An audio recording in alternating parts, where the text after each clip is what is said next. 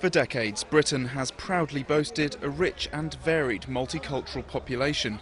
After World War II, millions of people from former British colonies emigrated here, and while having to follow the laws of the land, were left to pursue their religious beliefs and traditional ways of life.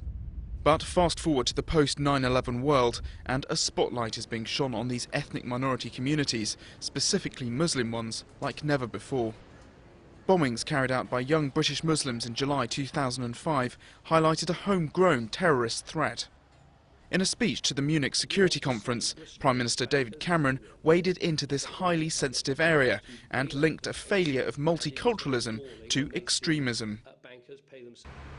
Many Muslim groups have reacted furiously to these comments, saying Mr Cameron had tarnished all Muslims with the same brush. This is a very dangerous precedent that the Prime Minister set. He was reaching out for the far-right vote. He was pandering to prejudice, and I think he handed a propaganda coup to the fascists, who were marching on the very same day he made his speech. Indeed, the speech coincided with the anti-Islamist group the English Defence League staging its biggest march yet in the town of Luton, which has a large Muslim community. One focus for Cameron's comments has been Birmingham's Central Mosque, which he cites as having allowed to circulate the view that the 9/11 attacks were a Jewish conspiracy. The mosque is now considering legal action. If he has attacked Birmingham Central Mosque, which is an extremely moderate organization, then he will be attacking all Muslims, whether he admits it or not. We have about 4,000 people coming to the mosque. I cannot pinpoint one single person who is an extremist.